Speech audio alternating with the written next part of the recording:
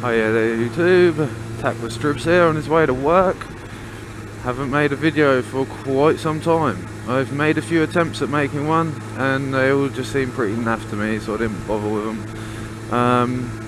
I've subscribed to a load of new people lately. I've got a few more myself. Not getting tremendous amounts, but I'm not truly bothered by it. I really don't care. I wouldn't care if I got no subscribers forever.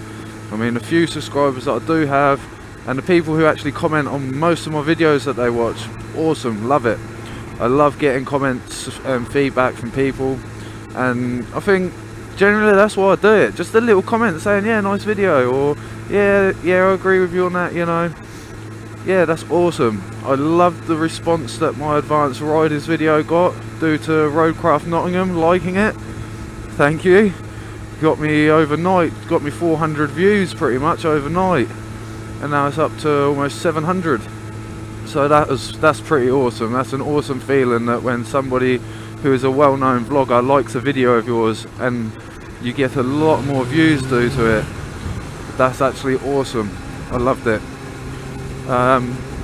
Been watching a few new people. Well, maybe they're not new, but new people to me, people I've just discovered. And I will say, Brit Ninja, I love your videos. They are awesome. Your one about target fixation, you were spot on, mate. You've smashed it right on the tip of the nail with that one, with a 2-ton hammer, my friend. So yeah, awesome. Skeggy Cruiser, Silent Biker, I've been watching all of you guys lately. Like your videos. I get really interested in some people's videos, and I really do think, oh, when's their next video coming, you know, and I'll backdate through all of them, I'll watch them all. But that's what it's about, I think. So, not fussed by my number of subscribers compared to my dad's. He started a little bit before me, Suffolk Andy, and he has rocketed. Well, not as much as some people, but compared to my channel, he's rocketed. But then he's had a lot more time to put videos up than me. Yeah, really. But what I wanted to actually talk about was nerves on a motorcycle. I had 2 conversations last week with 2 different guys about being nervous on a motorcycle. One was at my normal petrol station, and the other was at work. Oh, look at this, Moped Mafia. Let's join in the fun. But yeah, the guy I spoke to in the petrol station, he was just filling up with fuel, and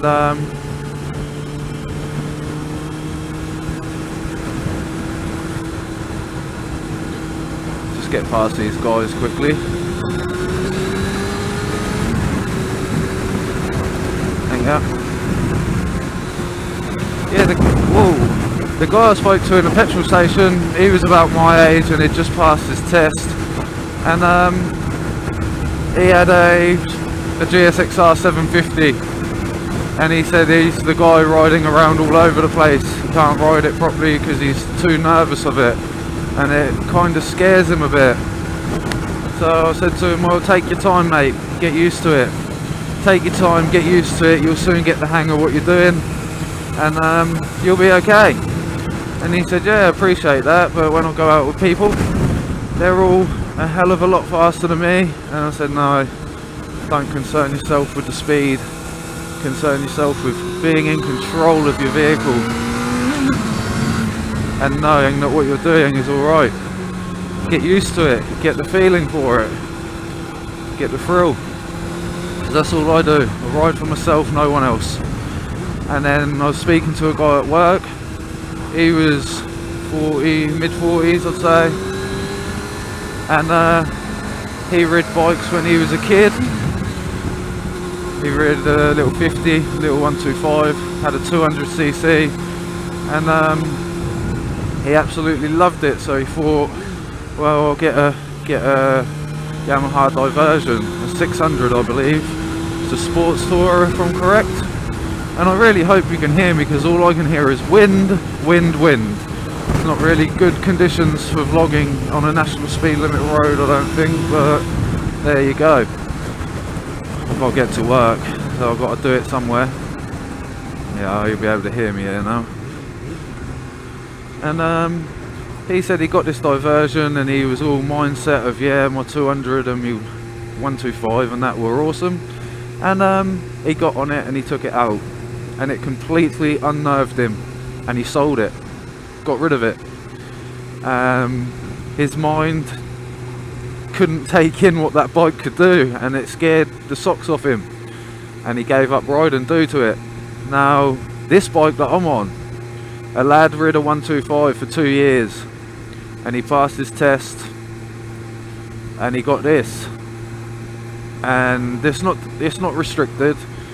I believe the lad was old enough to ride it unrestricted anyway, but yeah, he got this, and compared to his 125, he hated it, and he doesn't even have a 125 anymore.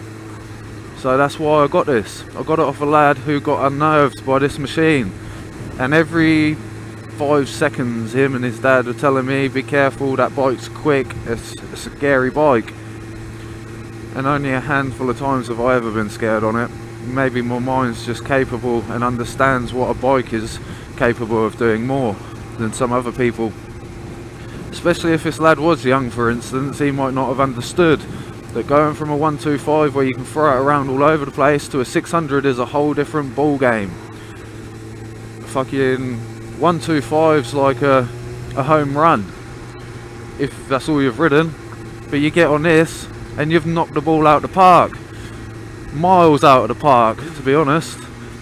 But then some people get on them and they're fine, they don't have an issue with anything about them. I have had a few scary moments on it, but you know, everyone does, don't they?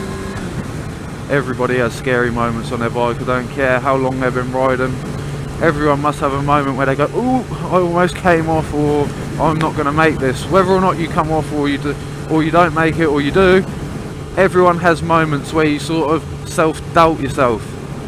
Now, one of my subs commented on Brit Ninja's video of the target fixation, saying that lack of self-confidence is a good leader into making a mistake on bends or a sequence of bends. Now it is. If I attack these bends, absolutely hammering it, which I have done a few times, after that first sharp one there, that's the worst corner, I might be thinking, flipping hell, I went round there a bit quicker than normal, and then that unnerves you for the second bend. Now I always find, don't think about yourself while you're doing this. When you're riding, obviously, yeah, do think about yourself, that's not what I meant, but don't think in your head that you're doing well or you're doing bad, or that it's all going to come to an end very soon. If you're on a good run, and you're having a good ride, don't think, oh, something's got to go wrong soon. Focus on that moment, focus on exactly where you're going, don't focus on nothing else. There's nothing else to concern you. Focus on just what's around you and where you're going, and don't doubt yourself. Don't say in your head, oh, I don't think I can do this at this speed. Attack it, mate. The bike's capable of it. Whether or not you believe it, the bike will be capable of most bends. Obviously, don't go around a 90-degree bender 100 miles an hour, that's stupid. But general riding, normal riders such as me and other guys on their bikes, the bike can handle a lot more than you can do.